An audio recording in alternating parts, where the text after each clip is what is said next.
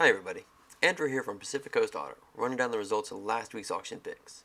And I hope you guys don't mind, I'm going to do these pretty quick with just prices because I don't want to lose what's left of my voice. So, here we go. The Honda Z GT went unsold and was only bid up to $32.80.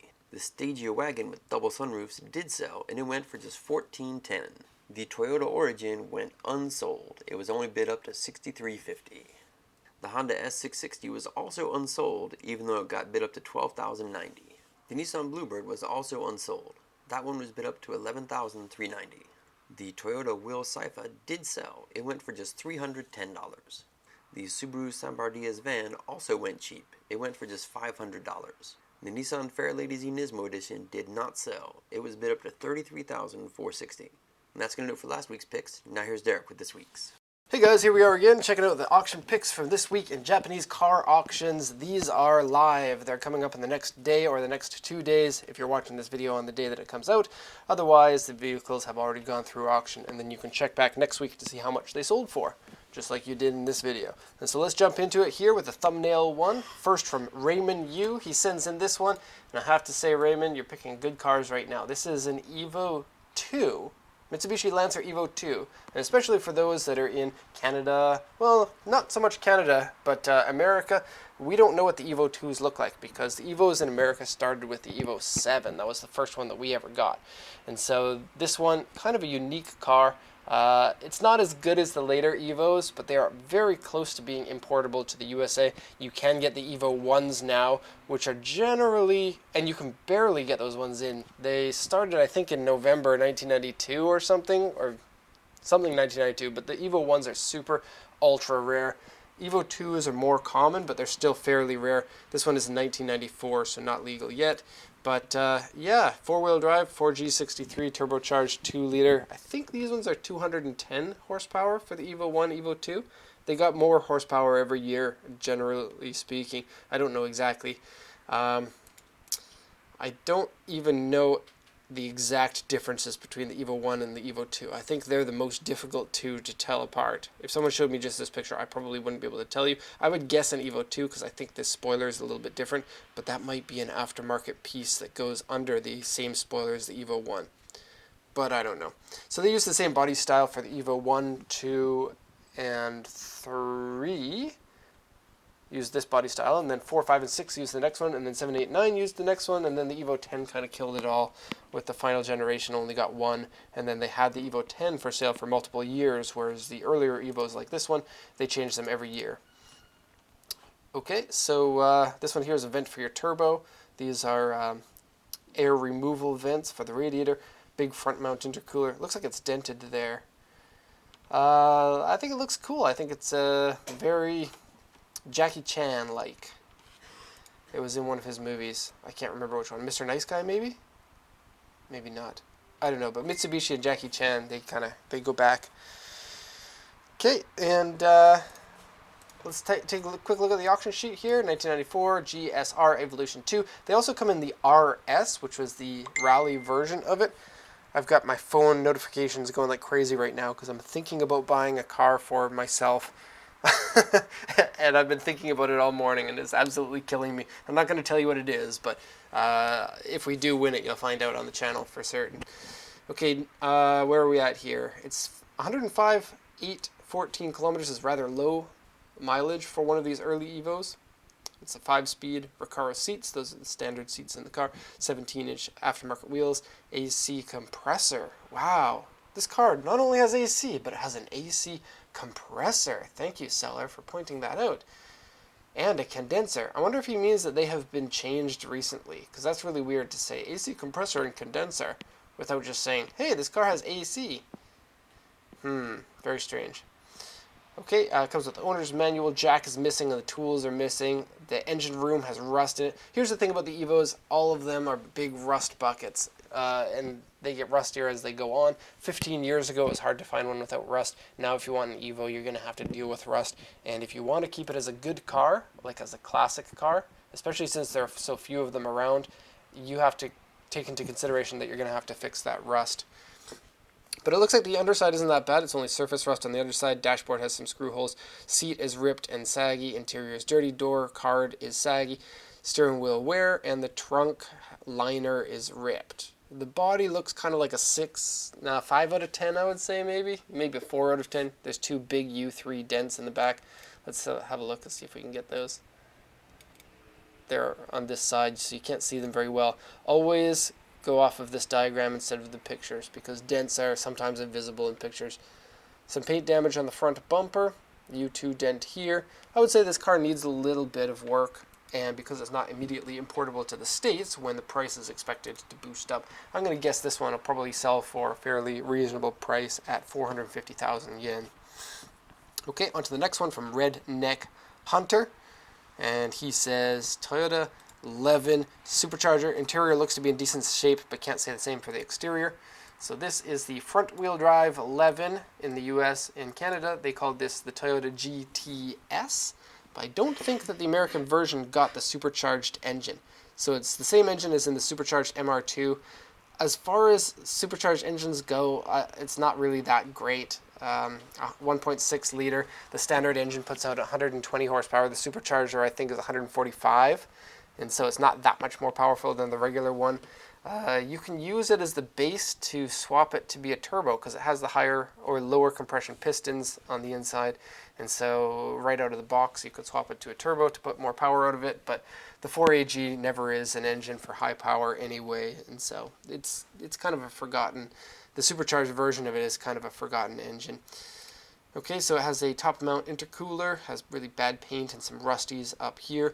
The body shape of these, I used to like them a lot when they first came out. Nowadays, they're not really doing it for me so much anymore. And then this one does look a little bit different from the Corolla GTS because it has the non-pop-up headlights here, and the body style is a little bit different. I don't know exactly the differences. Okay. Because it's a Toyota from the 80s, it's going to drive really nicely. I think that these are one of the best front-wheel drive cars. I think that, like, I've driven the Corolla GTS, not the supercharged one, and I think it drives better than a CRX in my opinion. But the CRX gets all the cheers because it's the one that everybody likes. CRX arguably is a cooler looking car, and I think it's lighter weight as well, so it might be a better driver's car. I don't know, but I think that these ones feel better just as a regular daily driver. So Levin supercharger AE92, so that would be a red top supercharged engine. 117, 546 kilometers, 5-speed manual. Auction rated R with exterior D. It says bad paint peeling all over the body. C2 corrosion hole here, screw holes over here, big dent here. So the body is pretty much done. Not even worth it to restore something like this because the car's not rare enough, and there are some that are in great condition that you can buy otherwise. And so this car is going to be basically used as a race car, if anything.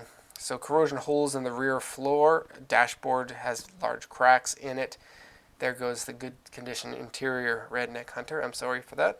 Underside and engine room, surface rust and corrosion. So yeah, the car is pretty much useless for anything except for buying it and using it for a race car or taking that engine out and putting it into an 8.6. And so, yeah, price, not going to be a lot. We got a starting price, excuse me, of 100,000 yen. That already seems a little bit high for me. I think it's going to go unsold, but if it sells, I couldn't see it going for more than 120,000 yen. There's probably no reserve on this one. Okay, on to the next one. This next one was sent in by Ioanni Esparza. And what we have here is a Toyota Celica. I'm so glad that you sent this one in because this is... I love the Celica. I love every generation of it. As many times as people are going to tell me I'm mispronouncing the name of it, I don't care because I'm saying it correctly and all of y'all is saying it wrong. That was my... attempt at speaking like an American. Tell me if it works or not. I don't really know. Anyway, so the reason why I think that it's cool that he sent this one is it's a Celica SS3. Now, the GT4 gets all the love. America never got this generation of the GT4, which is the turbocharged 3S GTE engined four-wheel drive version of the car that gives you so many smiles that your face is going to get stuck in that position. The SS3 here is the sportiest version of the car that doesn't come with the turbo engine.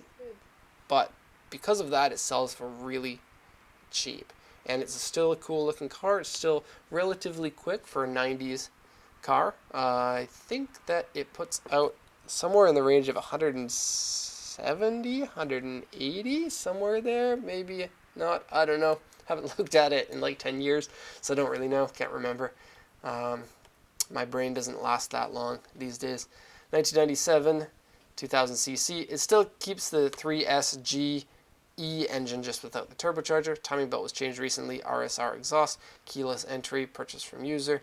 Condition here, let's see. We got big damage to the front and a cracked headlight. You can see it there in the picture a little bit. Otherwise, the body's not bad. Side skirt scratches I don't care about as much as body scratches, because side skirts are, for one, easier to repair. Can be changed to different type of side skirts if you like, and they're not as visible. Like scratches that are in the side of the car here are going to be visible to everyone, but a lot of times the side skirt ones are underneath the tucked in lip here, and so it can't be seen to most people. Okay, body has paint fade, core support has a wrinkle in it. It's an R grade, right front inner panel wrinkled and right front side member dented.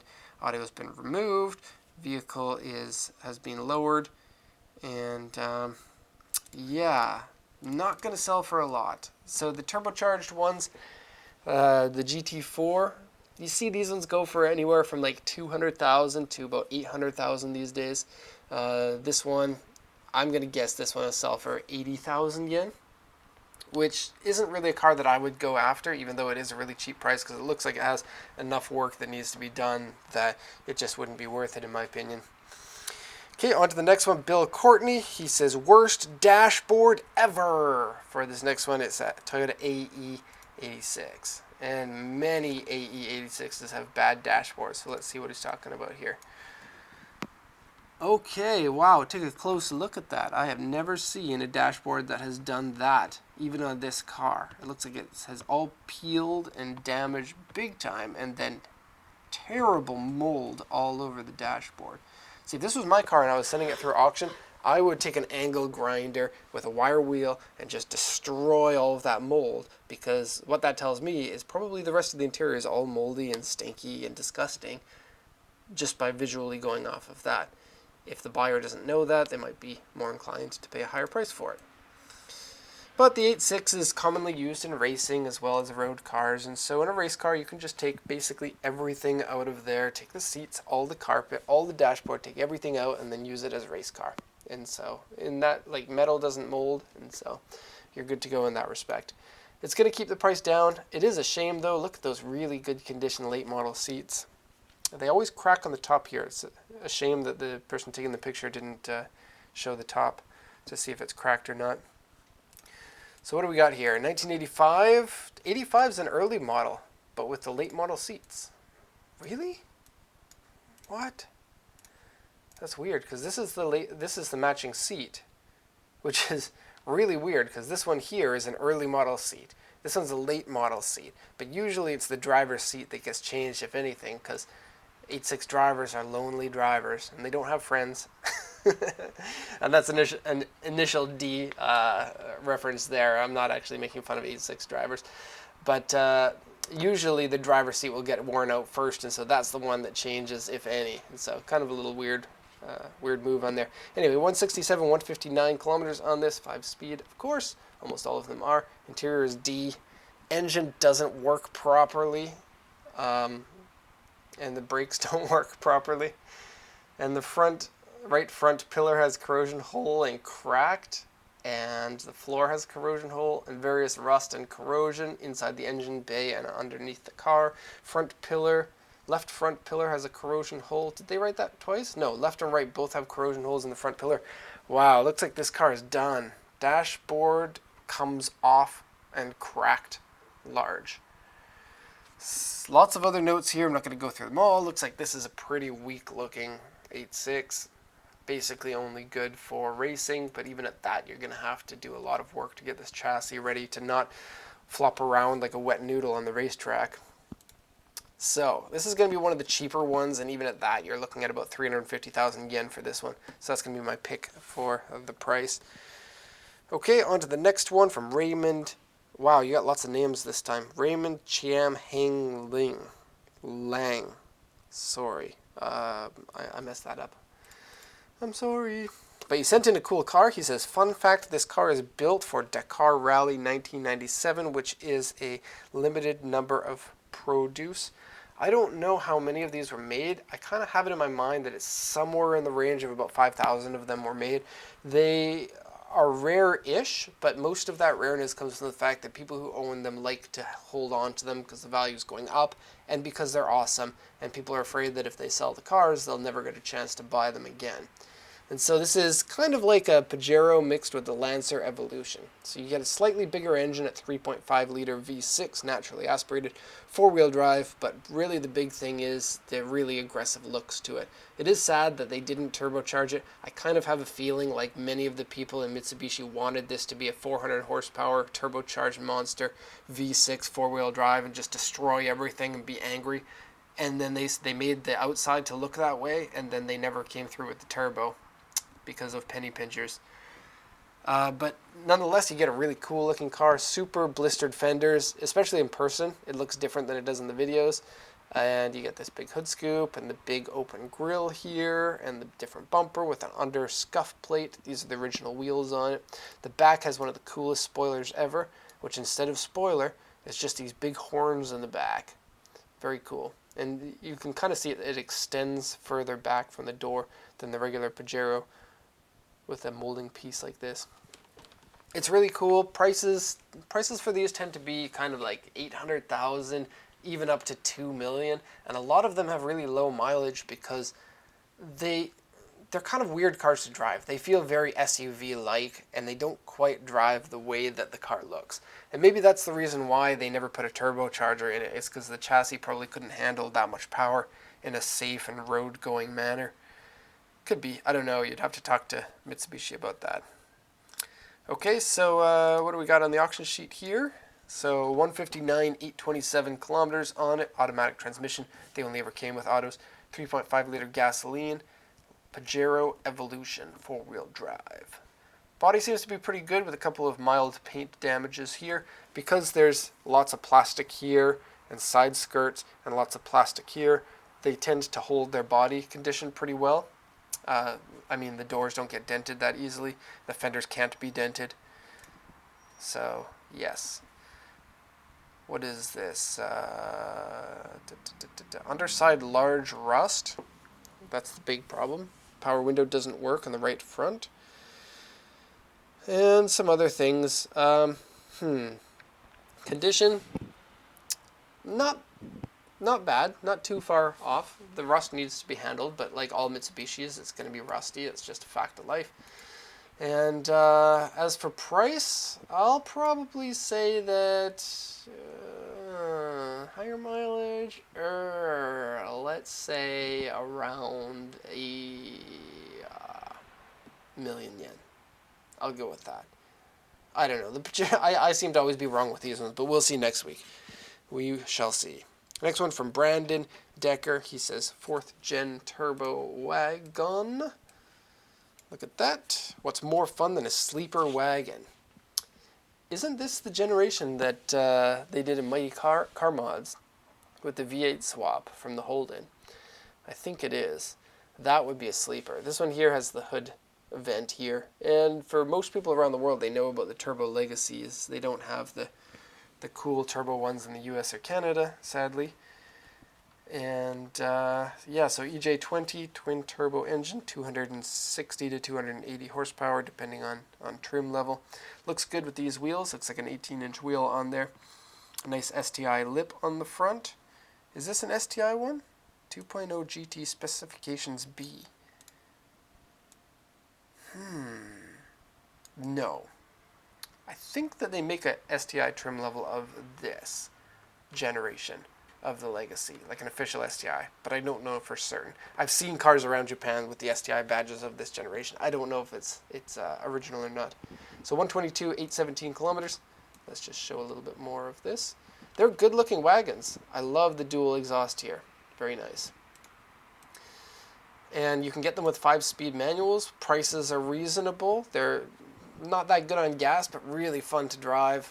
They drive very similarly to the Legacy generation before this, which I used to drive for a little over a year. Liked it very much. Okay, the brake calipers on the front and rear are Brembos. That's cool. Total collection box, aftermarket exhaust, aero parts on the car. Has a boost controller. Ooh. Exterior has some paint fade and dashboard is cracked. Kind of a new car to have a cracked dashboard. Shift yourself here. I think there's buttons on the steering wheel too, but maybe not. You can see it's definitely there though. You get cup holders, you get a TV, you get clean carpets. I think that the color combination is nice. I like the gunmetal with the black wheels. I like how it looks when it's lowered like this. Looks like a good car. And I'm going to guess on this one for... that seems high, doesn't it? 320,000 yen on it. And I think you can't get much better than these cars as far as utility, speed, and if you want an automatic transmission car, you get a decent amount of space. They're really good all-around vehicles. Love them very much. On to the next one from Kevy Mack.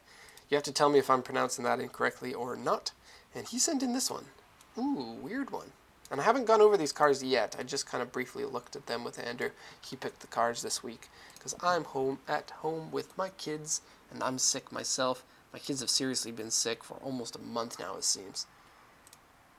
Okay, so this one is, it says Ford Cobra on here. We have, okay. I don't know enough about the Cobras to tell which ones are real and which ones are replicas. The replicas outnumber the real ones by far, big time. This one here has a VIN number CCX3-3642, and then a Japanese VIN number here of a specialty imported car.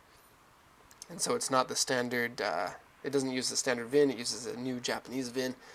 Has 2,931 kilometers, and let's see what they say, whether it's authentic or not. So it says Ford Cobra.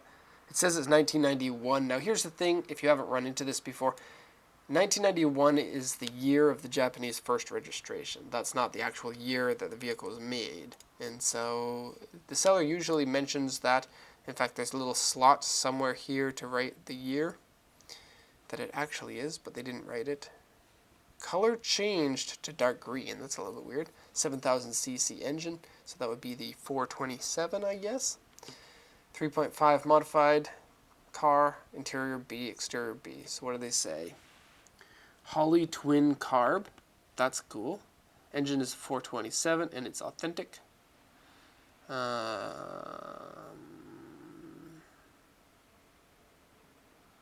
I can't read this. It looks like it says transmission dag nabbit, but I don't know what that means. 5-speed.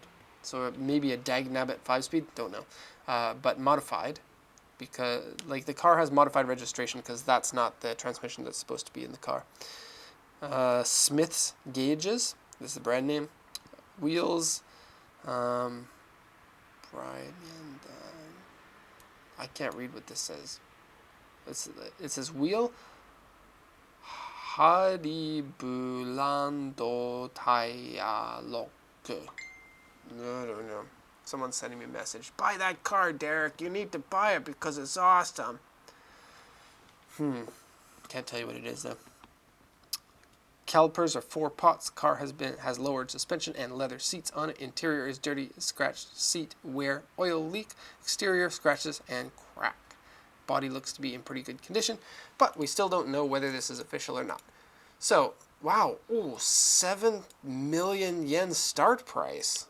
Holy, that's not going to be a kit car at that price, I think. But kind of weird that they didn't write on here, official Ford Cobra, not a kit car, because if I were selling the car, I would absolutely write that on there. Good looking car, but I won't be able to guess the price on this at all. Not only do I not know the market for Cobras, but man, with a car that is this unique, the condition of it is really hard to tell just based on here. The good news is all the cars that you buy from auction in Japan, you can buy for lower than retail price. So whatever you buy it for, you're still getting it with enough room to make some markup in there. No clue about this. I'm tempted to just say nothing, but I don't know. I'll say 7.5, and then we'll just see how wrong I am on that one. I kind of wish that there were a way for me to mark for next week to say which ones that I felt really unconfident in saying. So then Andrew, when he goes through the prices next week, he can say Derek had no idea what he was talking about here, and he admitted to it. He's not pretending like he knows things that he doesn't know. But we'll see. We'll see if I get close to that one. Whatever, it doesn't matter that much. Next one, Zay Wang. Hopefully I know this one better. Toyota Land Cruiser 70 pickup. This is a 2015, and that makes it the 31st year that this car has been in production. Because it's a Land Cruiser, and Land Cruisers are awesome. And Land Cruisers with pickup truck back ends exist in other countries, but they almost don't exist in Japan up until they made this generation of it, which started in 2014. And then the pickup truck one tends to be more popular than the full 3-row SUV version of it that you also see on the roads here. I've never seen one in this blue color. I have to say I'm not really a big fan of this color of blue. It kind of seems too dusty for me. The ones that I've seen driving around, I've seen white ones, black ones, but by far the most common color is a beige color, which is kind of weird because you never see beige cars, but I guess it suits the Land Cruiser really well. I can't tell if I would rather have the pickup truck version or the SUV version. For utility, obviously the SUV would be more useful for me because I'm not carrying like big planks of wood or large things that don't fit inside an SUV. I guess if you plan on doing that, then you could get the pickup truck version. I think the pickup truck looks cooler, but it is a weird looking vehicle, like especially if you look at it from the side, because the nose is really long and then the bed is really short, and they're about the same length, and so it kind of has a weird look to it. But cool nonetheless. Everybody on this channel knows that I'm a huge fan of the Land Cruiser 70. It's my favorite Land Cruiser. 5-speed manual. And so let's see, it comes with a 4,000 cc engine. That's a gasoline engine. I don't think that this version of it comes with a diesel because you can't register diesel in the Tokyo area, and I think that would limit the amount of buyers. Somebody who is buying this is doing it for a status symbol now, not because it's a work truck. Not like the previous ones used to be bought for that reason. It's an auction grade 4.5, interior A-, exterior A-, and we have navy blue original paint. 15,114 kilometers, purchased from user, toll collection box, 4-wheel drive. Roof carrier on it. Kind of don't like that. I would go without. The bed has Line-X in it. Yay. Owner's manual, warranty papers, spare key. Interior is dirty, seat stained. Power window switch doesn't... Oh, power window auto section is... I think it says they don't know if that function is broken or if it works or not. Okay, some dents on the roof, which is weird for a car this new, but otherwise it looks to be in pretty good shape. These are 5.7 million when they're new, so I'm going to say that this one's probably going to come. And prices hold for all Land Cruisers, but these ones, they're doing a limited run of them for this generation. And so there aren't that many on the market, and that keeps prices up. And so I'm going to guess that this one's not going to depreciate that much. Probably see this one go for about 4.8, maybe. Starting price is 2 million. So I'll guess 4.8 on this one. Okay, on to the next one. We got 2 more here. Next one, Joe Powell sent in this. Actually, some of our customers sent in this. There's a chance that we might buy this. I don't know. It's a first generation Honda Civic. And one of my favorite cars, because one of my high school friends drove one. And his, I think, was in 1977? I don't know. I think 72 is the first year of them. I could be wrong about that. This one is a 75. But the very first ones have the trunk that opens upwards like this. And his did. And it's annoying to put things in, but it gives the car a little bit more character. And so, yeah, I translated the auction sheet for some customers. The condition's not that good, but these are old Civics. And, you know, it's an old car that was an economy car when it came out, and so it's never made to last. But it's also a car from the 70s, which compared to cars nowadays are more reliable, I would say. It's kind of funny, I see the steering wheel here, which is just a spare one sitting in the back seat, and I was thinking, what's going on here? Do the people in the back seat have their own steering wheel? The car's small enough you could take out the front seats and just sit in the back seats. Okay, so Civic RS. I don't know what the RS is for the Civic. I don't know. But it's a I guess we would call this a 1.2 liter engine. It's a 1160cc, rounded up to 1.2. Auction grade 3 with an interior C. 49,747 kilometers. Unknown mileage because it's a 5-digit odometer. And C1, so mild rust around the car. C2 here and here. For the age of the car, I wouldn't think that that's too bad. It would definitely be manageable. And this car now has enough of a classic car status for it to be worth restoring. I like the original wheels with the rings, the ring caps. I think that's a good look. Front bumper, if that's an original bumper that comes on what they consider the RS version, that might be valuable. This back wing, same deal. They might be aftermarket. I just don't know enough. It says the engine is shaky and it doesn't rev very well, so that's probably a carburetor that needs to be rebuilt. And the carburetors on these are a mess of vacuum hoses. And so if this were my car and I didn't care too much about doing it historically, I would swap that off for something simple without as much vacuum.